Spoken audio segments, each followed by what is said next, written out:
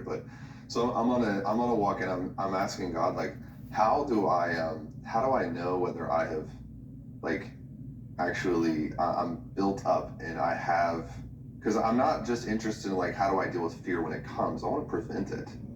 Like, I don't want to even have to, this might sound dumb, but I don't even want to deal with it. Like, I want to be that person who just, it doesn't have any access point.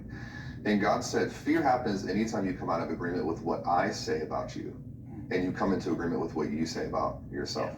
And I was like, okay, let's process with that. Like, how do I know if I am in agreement with what God says? And here's what the Holy Spirit told me. He said, anytime when something happens, when a person describes the problem and not the promise, they have agreed with themselves. We need to unpack that.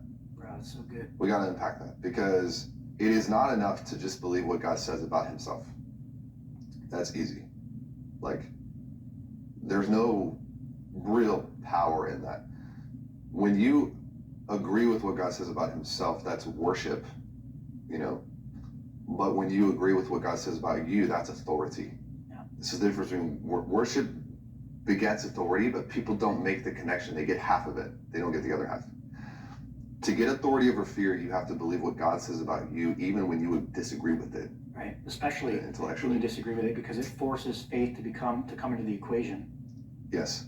So, and this is where it gets really interesting if we unpack this. So in fear, we describe the problem.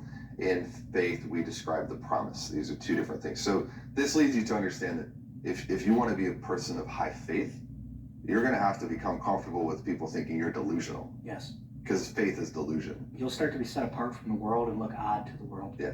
So the coolest part about this is science now is proving this to be true. So I'm going to share a couple of stories, if that's okay, that will actually intellectually tie this loop up.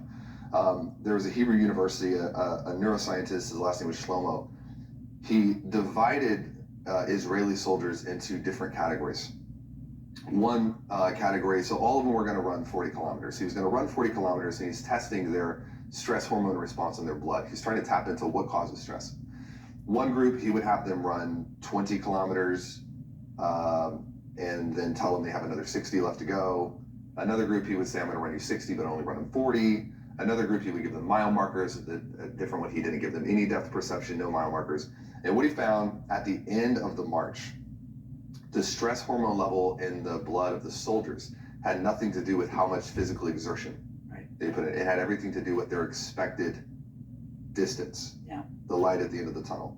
And so these studies are starting to come out, and they're showing us that our brain doesn't respond to what's actually happening. It responds to what we expect to be happening. Here's another story. Charles Garfield, he took Soviet athletes, he put them into 4 different categories.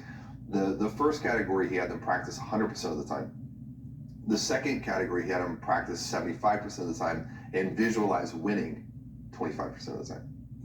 The third, 50-50, and the fourth, he had them practice 0% of the time. All they did was visualize winning mentally. 8 hours a day, just visualizing winning. They didn't even practice, they didn't touch a ball. The fourth group performed the best, followed by the third group, followed by the second, followed by the first. This is the craziest thing, is now we can tie scientifically what you expect to happen with what actually happens. And this taps us into, like, you know, this Dispenza, who is getting, Dispenza would be somebody I would say he's got 50% of it. He's got the scientific piece, and I don't know his spiritual stuff, but the way that this works is when a circumstance comes against you and you start looking at the disciple that walked on water. As soon as he looked at the waves, he started to sink. As soon as he looked at Jesus, he was able to walk on the water. And so here's where this rubber meets the road, is if you want to be a person of faith, there are times in your life where you're going to have to get comfortable sticking your head into the sand.